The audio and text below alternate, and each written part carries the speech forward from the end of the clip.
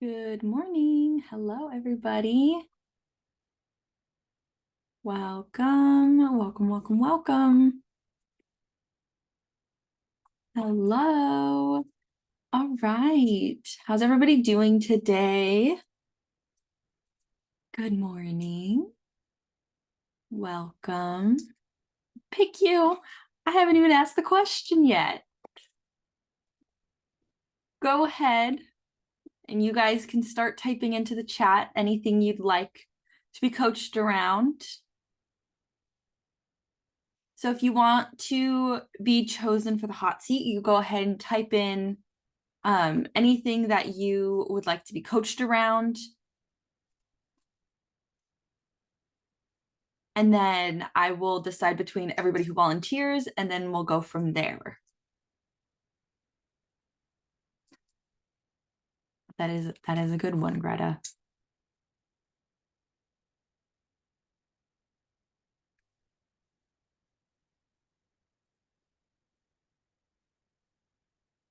Okay.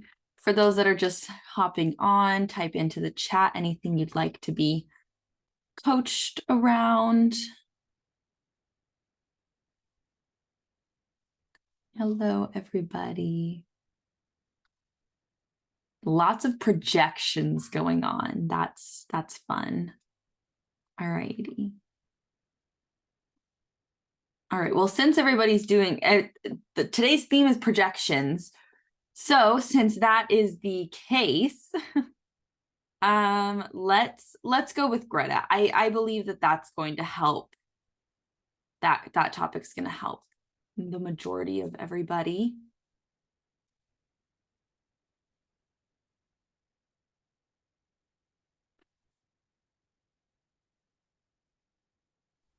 Thank you so much, Isabella.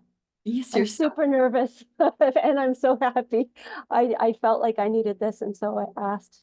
It was meant to be. Let it happen. It's meant to be. Yeah, I know there's lots of projection stuff going on in the chat. I was like, well, I feel like maybe this will help everybody. Okay. All righty. So, what would be the most important thing to talk about today? So I'm in a situation. I work in a doctor's office. I'm there a day a week, and the support staff manage my psychotherapy practice. The rest of the time, I'm in a home office. And for quite a long time, 8 months or so, I felt a deterioration with my relationship with the support staff. And I've experienced them dropping the ball on calling my patients before the next day.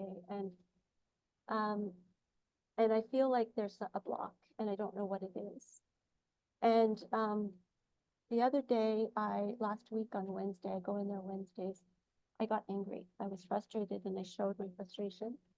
And they had booked an emergency into an emergency slot that wasn't an appropriate person for my practice, like a really unstable person. And I was trying to make it clear that that I don't want them to do that. I want them to check with me. And they kept putting up a wall. Oh, apparently it's hard to hear me. I spent too much time on strike. You have to talk to this other doctor about it who requested it. And I asked to speak to them privately, and we ended up having a conversation right at the desk where there was somebody in the waiting room. And I felt like I'd made myself clear, and my voice got raised. And then I called them each one-on-one, and I tried to explain where I was coming from. And this morning I got a call from the other doctor in the office who's idealized and I feel devalued. And he said that my behavior was really problematic and that they were terrified of me and that they've been crying all week and that that repair work needs to be done. And can you hear me now, Laura? I'm getting a message that people can't hear me. Maybe I'll just take my speaker off. Is that better? Oh, yeah. I apologize. That must be a bad earphones. So I'm feeling like, well, this is hot for me. It's painful to hear that I caused this harm. I immediately, took full responsibility and for my behavior and apologized and said, I'm so sorry. And my experience has been that whenever I try to give feedback to the staff, I'm met with defensiveness and a wall. And so I recognized that I was carrying anger and frustration and that I let it out. And I want to know, and I've also been feeling for a while I'm not compatible with this office. And so I think I'm going to be ejected from there. I think, I'm going to leave and I'm not supposed to be there. And yet what I really want to do is just own all of it, like whatever's going on.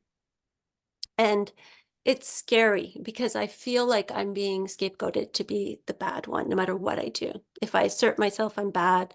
If I don't assert myself, I get devalued somehow. And my patients don't get what they need, and I don't get what I need for the practice. So, yeah, I feel a lot. I'm feeling it's charged for me, the situation. And I desire to just like own it all and make, just actually um, yeah, that's it. Just own it all. Okay. Yeah.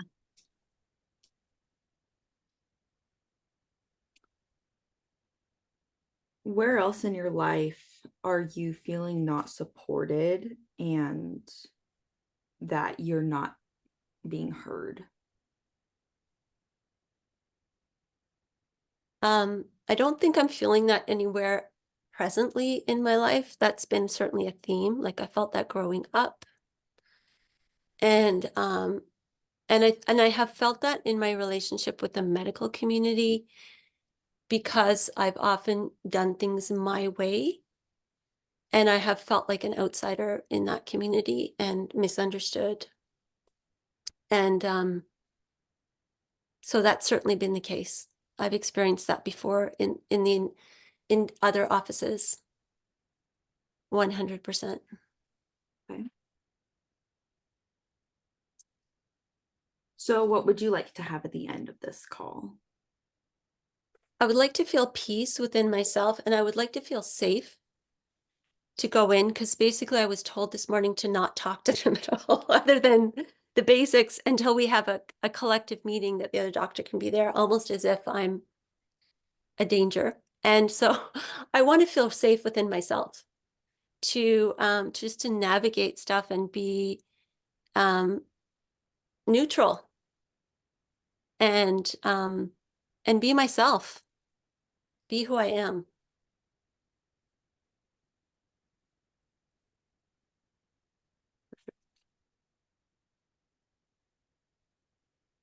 Okay.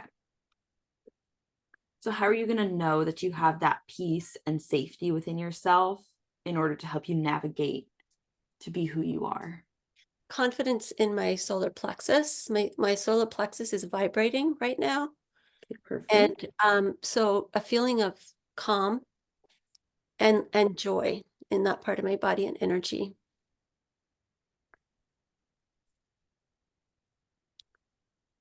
Okay, perfect.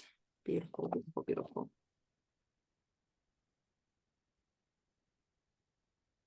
So, you said that you mentioned when you were explaining that this wasn't the first medical practice that you've been affiliated with.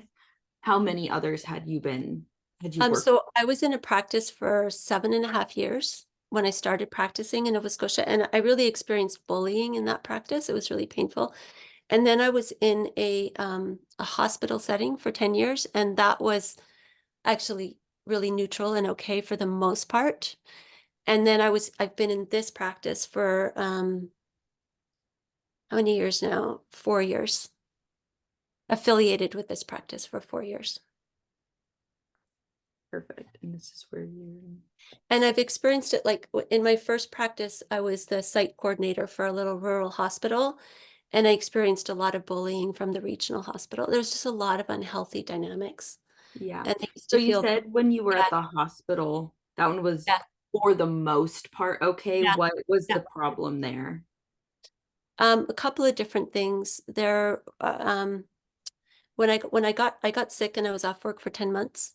And when I was trying to go back, the person who had taken over my job, I found out the arrangement was he had it temporarily and had been working in another area of the whole complex of mental health. And he wanted that job. And I didn't realize that I'd been really transparent in telling him. And I didn't realize he wasn't communicating it to the higher ups. And he just stopped answering my emails shortly before I went back and tried to make a move to say that he wanted the job. And so I stood up for myself and I just maneuvered myself through that by taking my space. That was really challenging. I was really vulnerable because I'd been sick with meningitis that affected my brain. So it was scary. And yet it ended up being fine. I just took my spot and he backed off. That was a thing at the time. Okay, perfect. So what I'm hearing is that your first practice there was bullying, and then when you Yes. moved into the hospital setting, it was like you were ignored and almost replaced, and then your second practice you're not supported or Yep. heard. Yep. So how's it a problem that when you are affiliated with practices, there's a negative, using your words, like a toxic environment? I don't feel safe to be myself in the medical environment. Um, yeah. So how's that a problem that you don't feel safe to be yourself in your career? I think it's been a huge problem for me. I think um, I think it affects my feeling that I can express myself. I'm emotional, so it's touching on the nerve. But I think it's been a huge issue for me. So how It, specifically is it a problem? um, that's a tough question for me to answer. I feel like I could just ramble right now. I don't know. It's like, I think that I make it a problem because I make it about me. I think that I should feel safe rather than just saying, oh, this environment is not a good environment. So I do a number on myself about it. Like if I was tougher, if I was this, if I was that, I would feel safe. So when you're blaming and shaming yourself, how is that affecting you? It's making me continue to feel unsafe and in effect and not calm and not in my power and not see things clearly.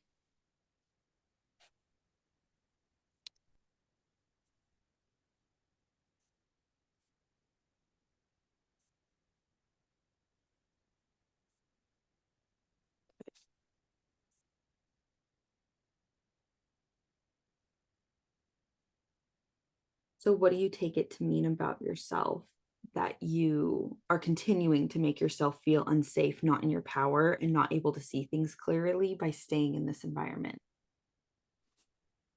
That I don't have what it takes to survive and thrive in the world.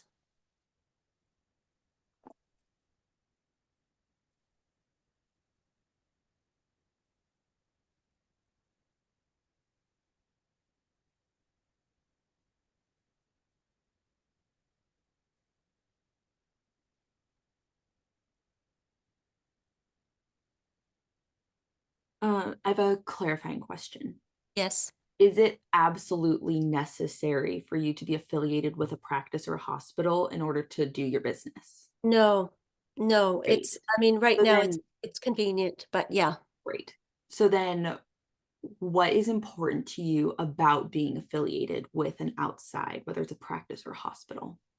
I think I think it's given me some infrastructure support, like the support staff.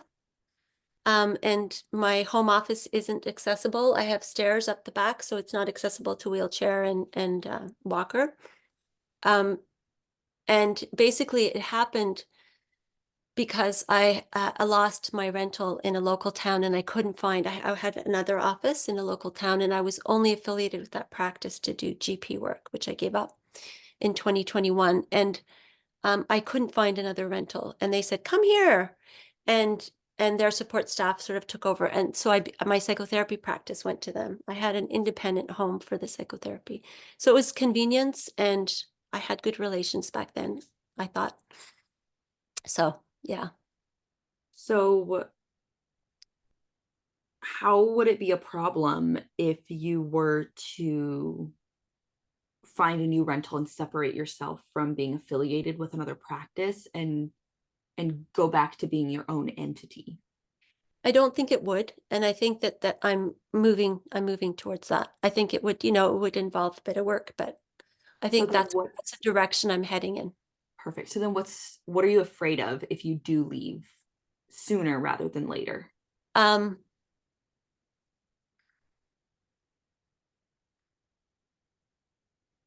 Not much, not much. The This is maybe unimportant, but maybe important. So that office is in trouble financially because they lost a doctor, and so the contribution that I'm making financially is helping to keep it afloat. That's about them, not about me. So I'll be perceived and judged if I leave. So that is important. I have a feeling that I might be asked to leave, in which case that's a non-issue. Yeah. So interesting. Okay. Would you not be perceived and judged if you were asked to leave, I would be perceived and judged totally for the reasons that I was asked to leave. no matter what? Yeah. Great. Okay. So then it's already happening, right? Whether you stay or Yeah. you leave. Yeah. So, or whether you leave on your own terms or you leave because they asked you Yeah. to. Yeah. So then, 100%. so then what really are you afraid of if you were to go back out there and separate and be back on your own?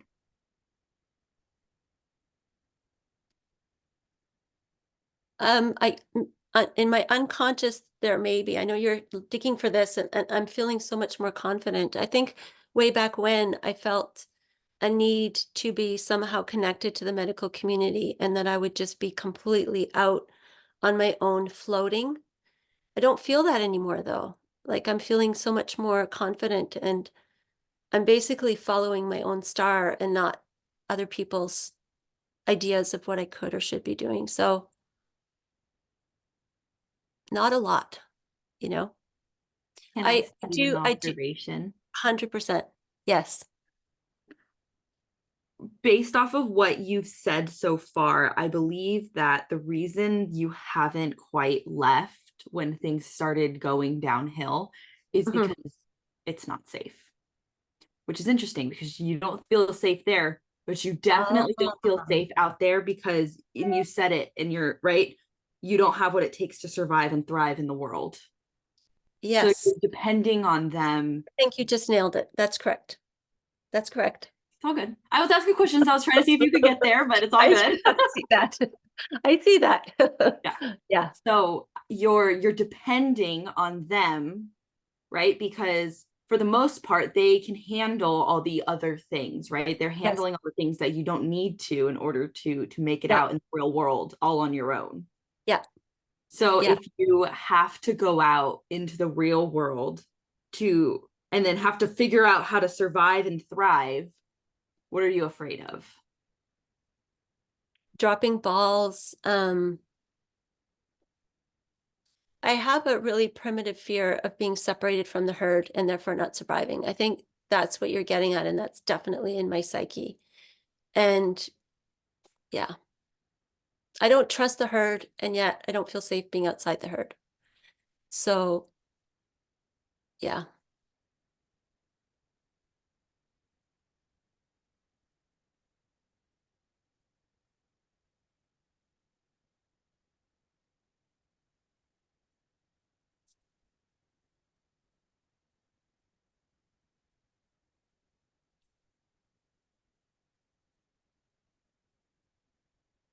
So you're damned if you do and damned if you don't, right? You're damned if you stay in the herd, and then you're damned if you separate from the herd. Yes. Interesting.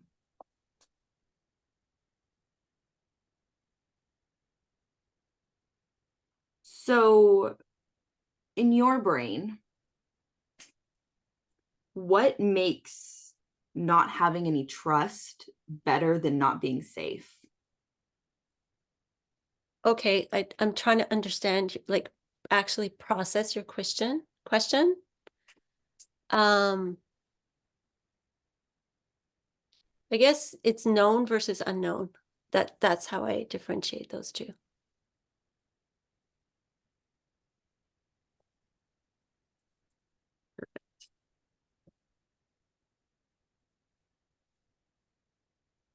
So I want to push pause real quick. Okay. So first I want to clean up the projection stuff. Okay. So what we discovered what you were projecting on these practices, and that it's that you don't have what it takes to thrive and survive in the real world. Mhm. Okay. So that's the projection that you're like, I can't figure it out. That's the projection. Okay. So now what we're going to do is we're going to go down and now we're going to go figure out where that came from. Okay.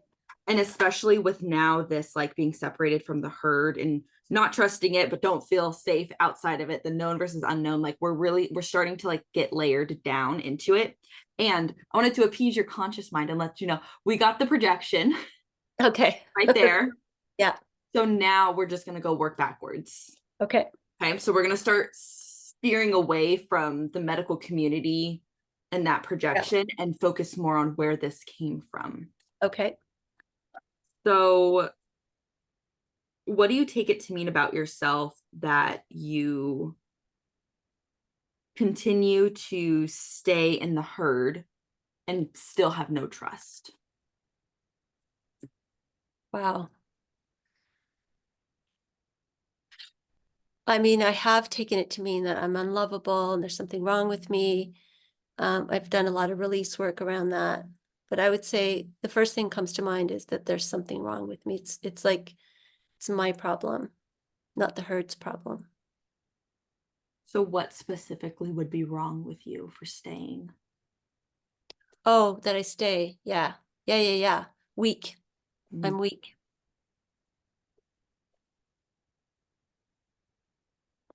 Anything else or just weak? Lacking courage. Maybe the same as weak. Yeah. So when you think about being weak and lacking courage, what are your negative emotions? Shame, fear, guilt.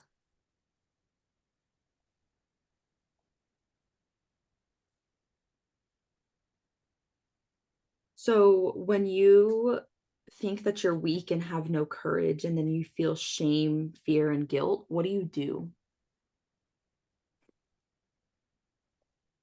I isolate. I hide. I avoid.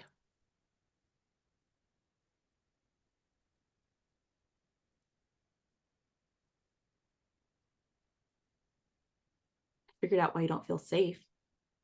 Okay. Oh, I love it when my brain makes these connections. Okay.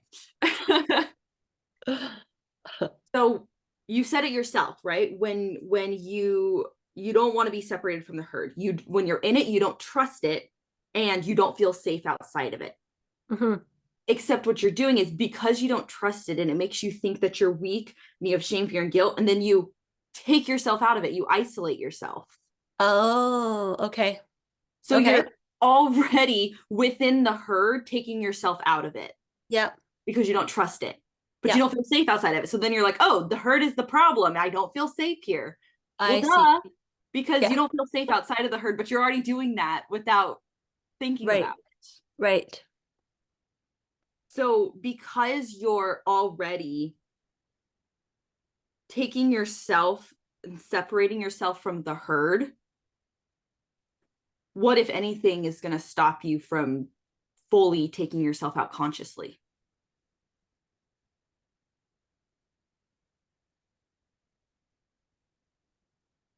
Fear of judgment. Okay, so if Yeah. did you have Yeah. anything else come up? Um, like I'm held back by my concern for how it'll impact them financially. And I consciously, so I have a bit of a battle with myself going consciously. It's like, no, like that's not right. Right. So yeah. So this one, I just want to consciously reframe this for you. So I'm just gonna like say the words. I'm not gonna Yes. ask, I'm not gonna coach you on it. So you're conscious, so consciously you're worried about the financial impact it's going to Yeah, have when you leave.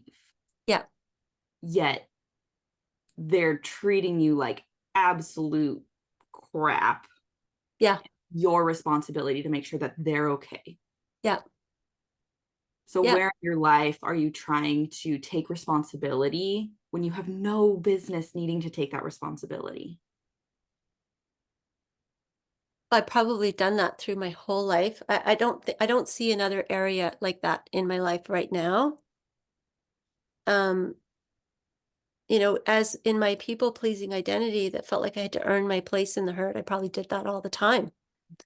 I just don't right now, other than this place Okay, it's that totally I fine. can. Food for Yeah, thought. I want yeah, you, I want you to see how yeah. that is very backwards. Yes, yes. So if you're going to be judged, what are you afraid people are thinking about you? Um, Let me just tune in because my mind just went blank when you asked that question. Um,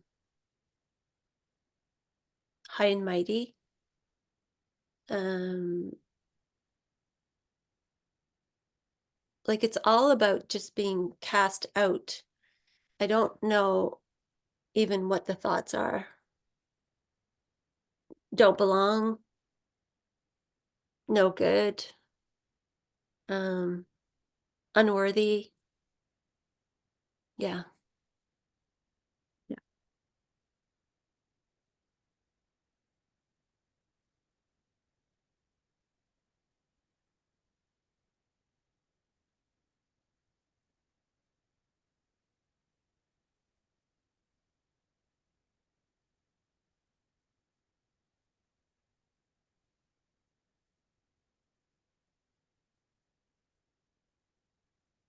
So at what point in your life did you decide to cast out who you really were?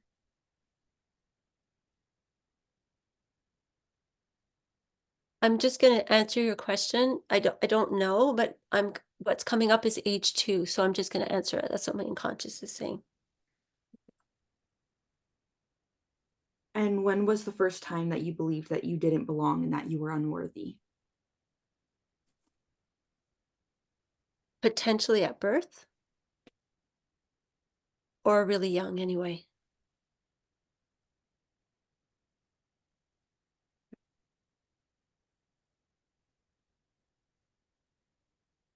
So between the time that you potentially were born and age 2, and you had all of the thoughts around not belonging and being unworthy, what ended up being the straw that broke the camel's back that made you finally cast out all the parts of you that you deemed unworthy and that didn't belong? Can you ask that one more time? Mhm. Between the ages of birth and 2, Hmm. you had the negative thoughts and negative thoughts around not belonging and being unworthy. Hmm. So what happened at 2 that made you finally just cast them out and shove them down and put them away? Put away like who you really are. I think unsafe. Like I think that feeling that there was no safety in being me made me decide that I must be really shameful. There must be something really wrong with me. At least that's what's coming up right now. Okay.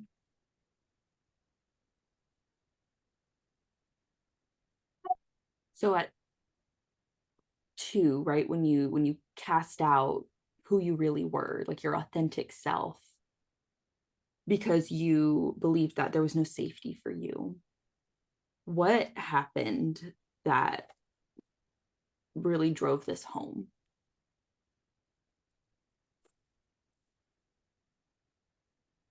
I have a memory that has been the basis for a lot of releases, and I actually thought it happened a bit later, and I don't know if that's it. I was walking towards the kitchen in my house, and my sisters were all. I have 4 older sisters. They were all complaining about me, and they were using this tone of voice. She always does this, and she always does that, and she always does that. And my mother was there, and she was kind of like appeasing them. And I was completely devastated, and I just stopped where I was. I didn't go into the kitchen, and I always judged myself for not going into the kitchen. And I think after that, I used to, like, think of having to try so hard to not mess up because just being me was, like, gonna be getting on everybody's nerves. And so I think that was, like, a anyway, that's a memory that's really significant, whether that was the thing, but that's the climate Right. that I was in. Yeah. So it makes sense that you have that fear of judgment because you have been judging yourself Mhm, not going into the kitchen. mhm. Yeah. So when your sisters were complaining about you and your mom was just appeasing them and just going along with it, what did you take it to mean about yourself? That I was unacceptable?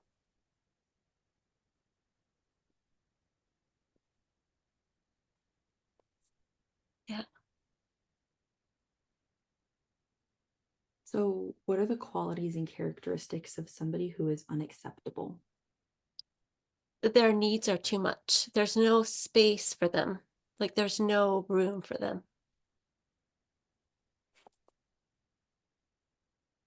What else?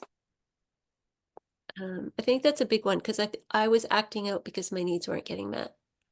So, it's like there's just no availability. There's no room left at the end. There's no energy left over. So, what are the other qualities and characteristics of somebody who is unacceptable? Unloved, angry, rejected,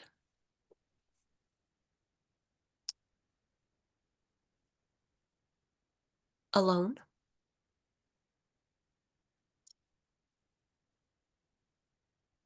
They just kind of have to make it without getting what they need.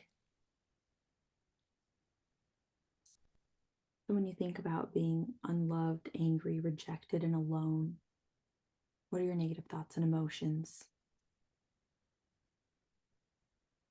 I'm kind of am detaching from that right now. Can you ask me that again? Yeah.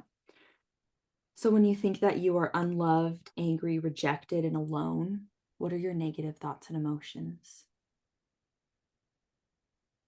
I can tell you what my behavior is, which is what I'm doing, which is that I disconnect. My negative thoughts and emotions are, um, it's hard to me to reach it. I'm kind of disconnecting from it, so it's hard to reach that.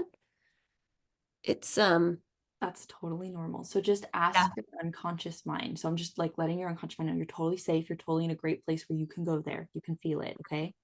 I'm going to bring you to the other side. Mhm. So is your unconscious mind protecting you from thinking or feeling that if you could think it or feel it and let it go, it would make all the difference? I think there's rage in there. So there's rage and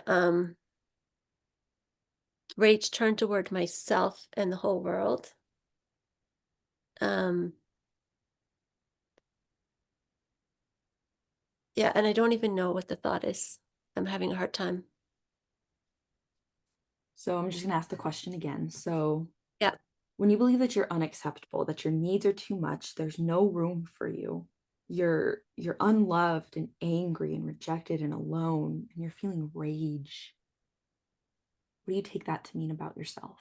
Um, there's a thought of wanting to burn the whole world up, like just wanting to destroy everything. And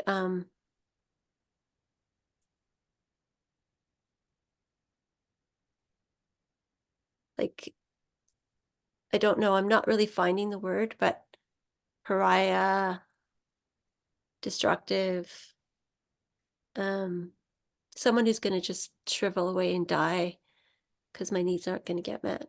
I don't know what else to say.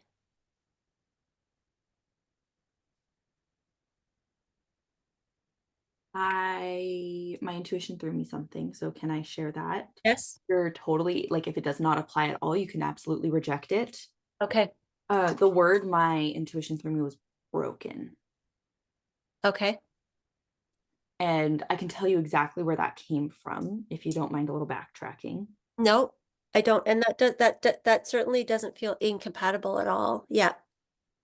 So when we first started talking, and we were working in the presenting problem, there was a lot of like, they were like, your behavior is problematic. They're terrified of you.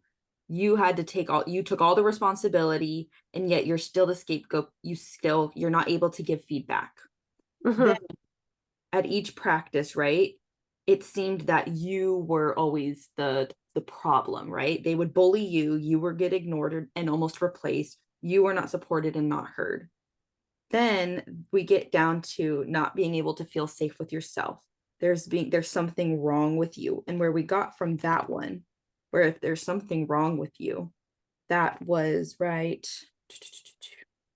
here. And then we got into like the weak and the isolating, which is where you decided that because you couldn't figure out what was wrong with you, you just took that and ran with it. So my intuition is just grabbing all these different things. And so, Can you say the last thing again, Isabella? Mhm. so Just the last. when Yeah. so when we got into there being something wrong with you because you don't trust the herd, you don't feel safe outside of it, and then we found out that that's something wrong with you is, well, you don't trust the herd and you still take yourself out of it, so you're perpetually keeping yourself in this loop, Yes. Yes.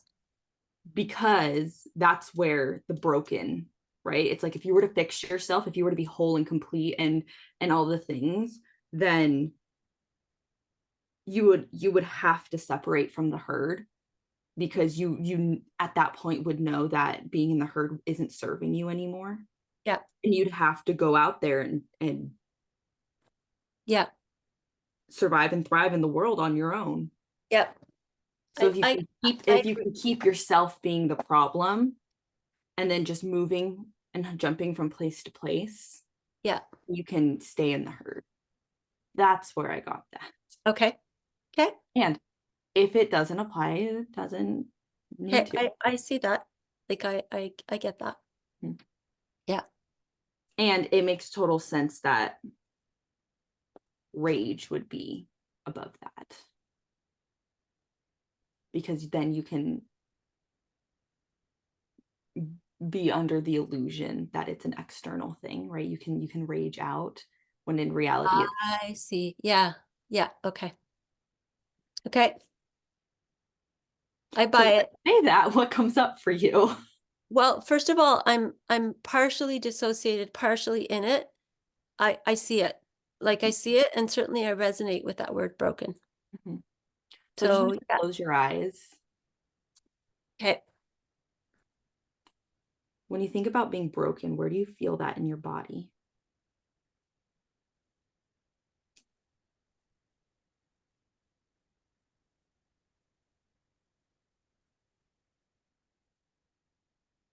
Solar plexus and second chakra down to my root.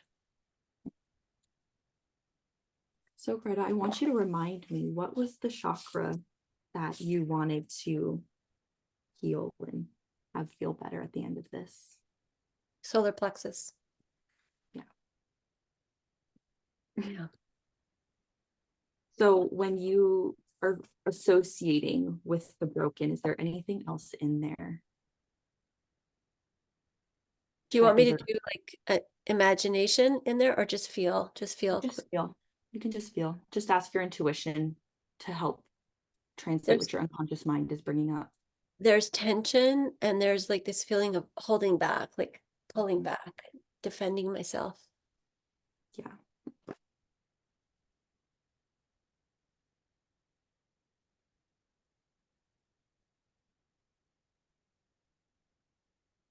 So what did you need that you didn't get because you believed that your needs were too much and there wasn't room for you, that you were broken? I needed to be heard in my feelings and to be validated in whatever I was feeling as being normal, given what I was experiencing, and to develop trust that my needs could be met. and that I was like perfectly acceptable and normal in what I was feeling.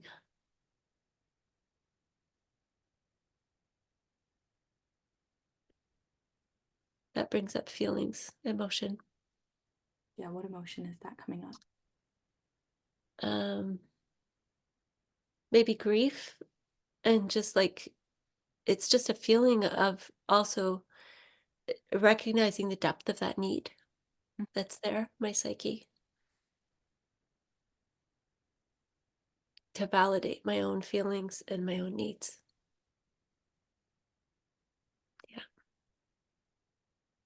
So when I ask this next question, I want you to consider or keep in mind the identity that you essentially suppressed so far down at 2 that you cast out. Okay. So now that you're in a space where you're validating your own feelings and being safe in your body, and because you needed to be heard and validated all around your feelings, to develop trust in meeting your own needs and to know that you were acceptable in everything that you were experiencing, right? So now that you know you can have that for yourself, what qualities and characteristics did you suppress? Courage to be myself.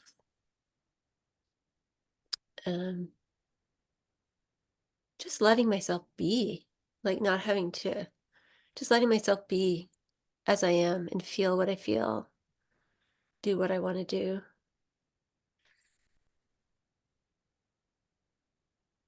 A space, giving myself space to explore and grow and play. Taking the space to explore and grow and play. And being able to be my curious self. Curious and loving self.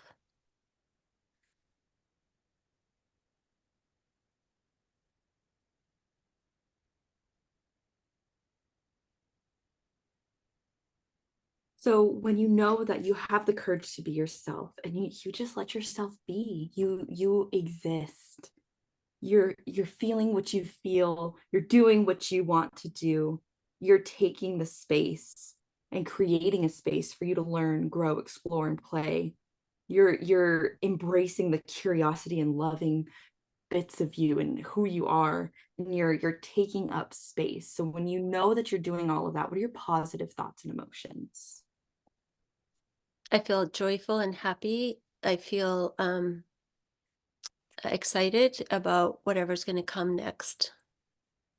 I feel like I have the room to be creative, and that it feels like my brain is getting the space that it needs to actually function rather than feel compressed. And so I just feel really passionate, and I'm enjoying myself doing that, growing and learning and being and creating.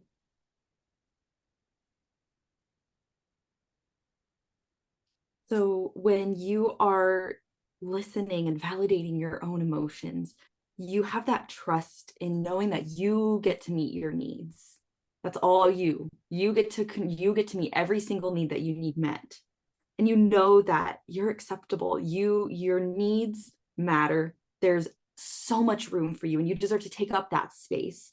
When you have the courage to be yourself and you're just letting yourself be exactly who you are meant to be, you're feeling what you feel, you're doing what you want to do, you're taking the space to learn, grow, explore, play, you're embracing the curiosity and loving side of you, you're taking up that space, you're feeling joyful and happy and excited, you're giving yourself and taking up the room to be creative, you're working at your full capacity, and you're extremely passionate in what you're doing. So when you know all of that and you have all of it, what can be different about the situation at this practice? I'm kind of out of there sooner than later. Like, I That's wish right. you all the best, have a great life. And, Yeah. I'm just getting out of there. Yeah. Yeah. And when you know and you feel and you have all of those wonderful and amazing things about yourself, can you have that peace and safety within yourself to navigate who you are? Yeah, I certainly feel it. Mhm. I feel it Can you much more. feel that? Can you feel that in your solar plexus, that confidence and calm and joy and energy? Yes. Yeah. Is it a significant difference from where we started? Yes. Because what's different since the coaching is that element of self-doubt. Yeah. Because my conscious mind was, oh, what are they doing? But now I really feel in my bones that I've done nothing wrong. Like I'm just don't fit in this place. And so they can be them and I'll be me. Yeah. So that And feels really different.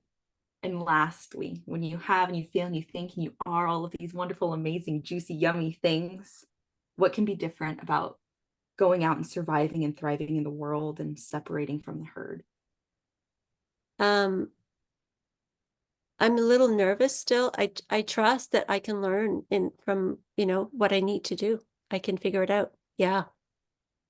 Yeah. So Yeah. you're ready to go out there and kick butt and take names and be the amazing, badass Greta we all know and love. Yes. Yeah. Thank you, Isabella. Thank you so So much. This is was there amazing anything coaching. else? Is there anything else you need to know or talk about in order to feel whole and complete? I can't think of anything right now. No. Thank you. Thank you You're so so much. welcome. You're so That's welcome. great. Yeah. Okay.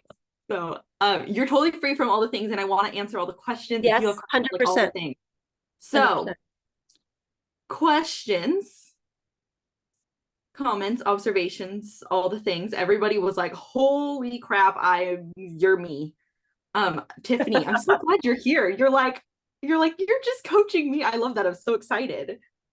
Alana, that's great awareness, right? About where you're taking that responsibility where you don't need to. Or where you are taking that responsibility where right now it is a necessity, and you can see how you can be phasing out of that as you do more and more work. Yeah, absolutely. Nan is cheering you on. You getting all the love.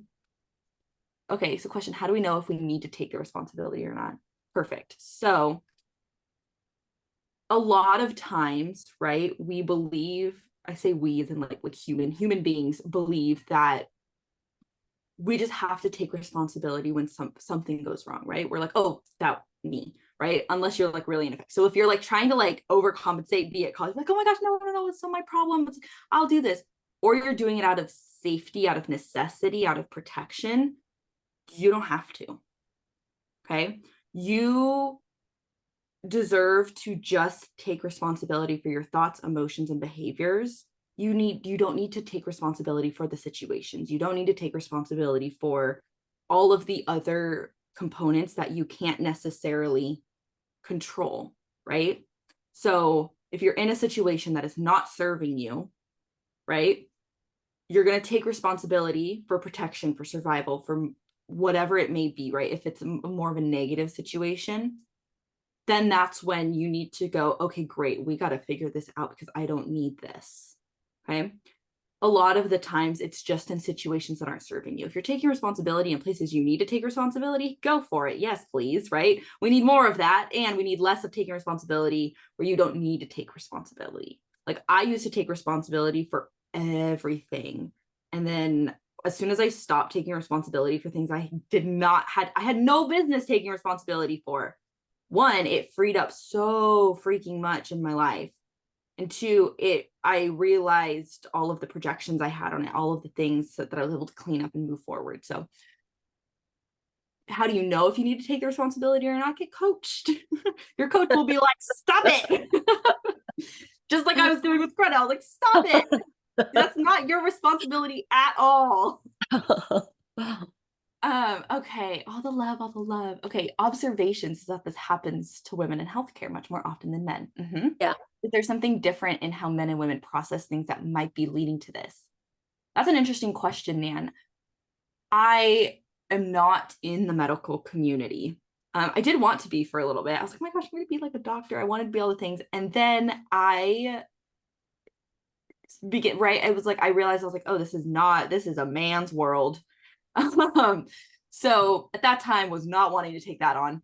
And I don't necessarily believe that it's like a processing thing, right? Like the difference between men and women processing. From my completely, this is like total, like not coach because I don't give opinion or advice, but like as just a human being, I just believe that that field just has a extremely difficult time changing because there's no change. So if they were to actually implement change and implement new ideas and new strategies and new things, it would cost them money, and that's not what they want, right? It's a money game. That's my opinion. That's not good. That's just like human being. Other than that, back into coach hat.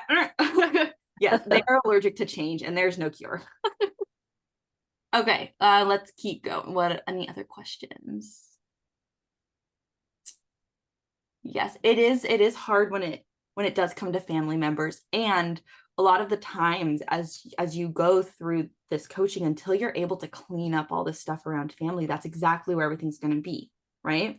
Okay, so this is going to be a separate statement from this. So you project most on the ones you love, right? So if you're in like a relationship or or you have like your family, right? You're probably going to project on it positively and negatively the most because you love them. You feel safe with them. You feel safe to be able to put those projections out there. And growing up, right, you weren't exposed to as many people, right? So all of your projections are going to be in your immediate surrounding where you're spending the most time, i.e., family, whether that's birth family or whomever, like you're spending all of your developmental years around. That's where all your projections are going. So of course you're going to have to clean up so much around family because that's where everything got projected onto. Everything was around family. So it's definitely interesting once you've been in the coaching for a while and you've cleaned up with the family stuff, where things kind of lay. But guess what?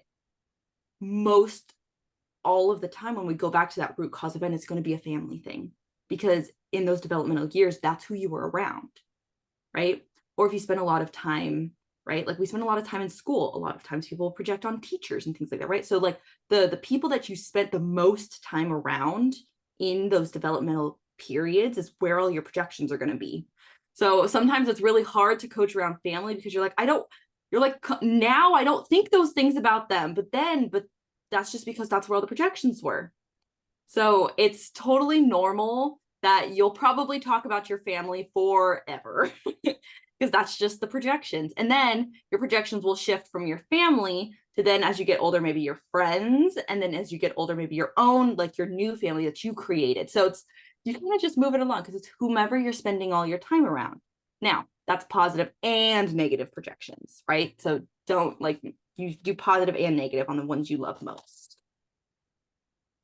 Okay.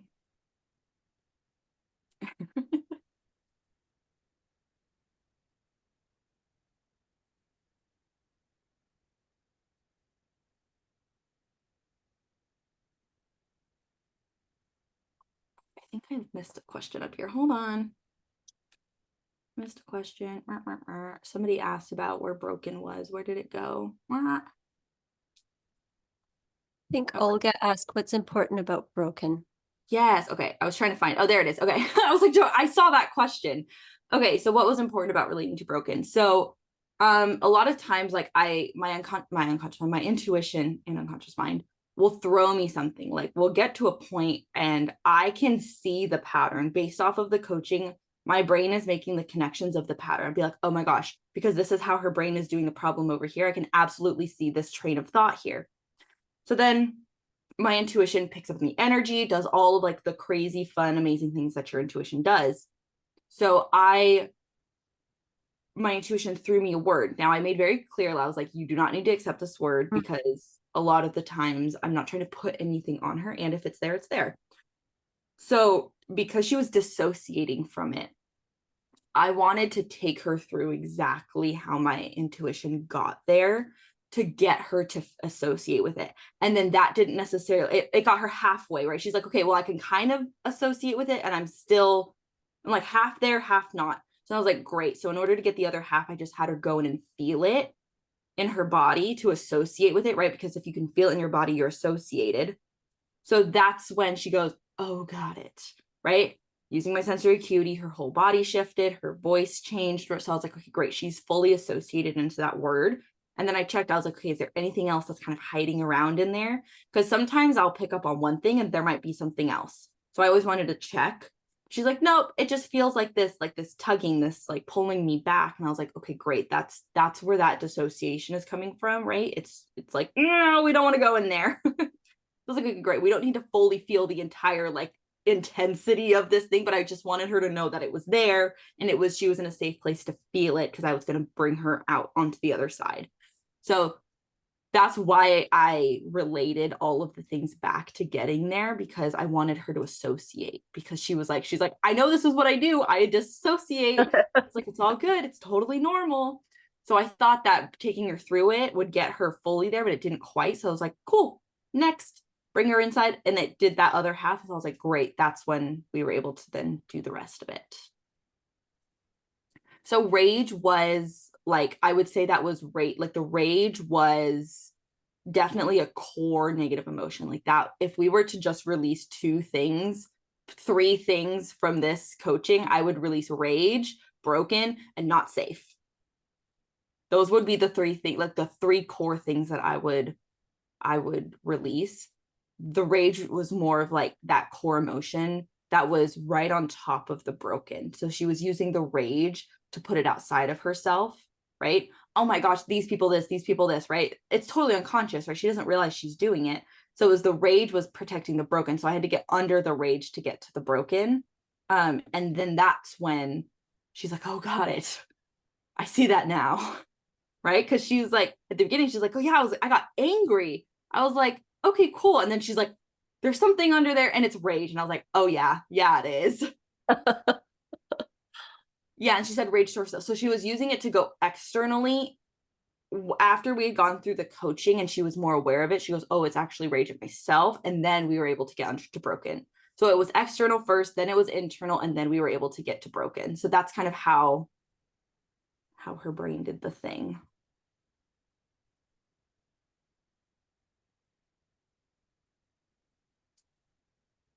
Yes, I'm so glad this supported so many of you. That makes me happy. That's why I love these calls, right? Even if you're not on the hot seat, you're definitely still taking yourself through it.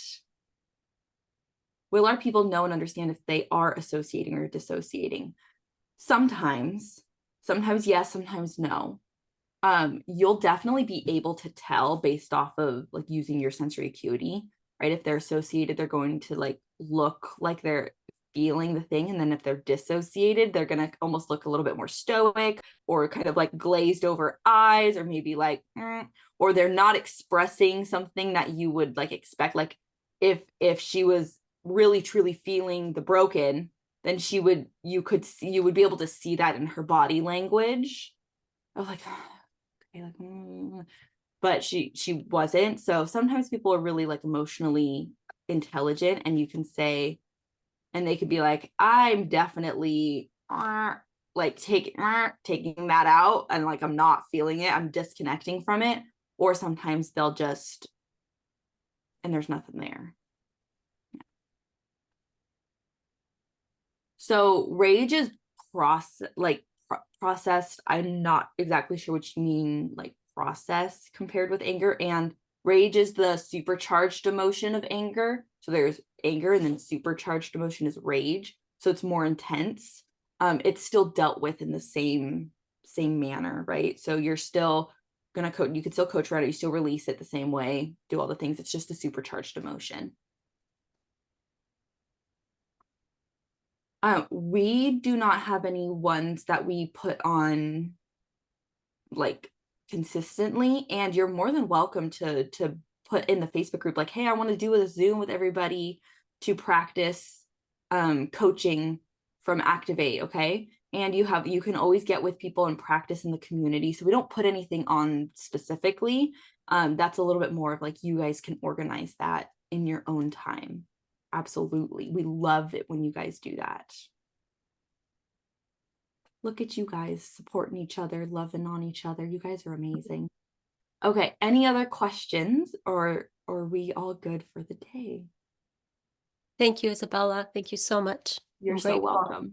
You're so welcome. But I feel So like at least some rage. I don't know. I don't, I think it, well, if I got to be more at cause around that limiting decision of Brogan, the rage isn't as important. Mhm. So I don't know if I released anything today, but I feel like things shifted around inside. So yeah, exactly. All righty. okay. Well, in that case, have a fantastic rest of your week. Thank you so much, Greta, for going Thank there. you. Amazing.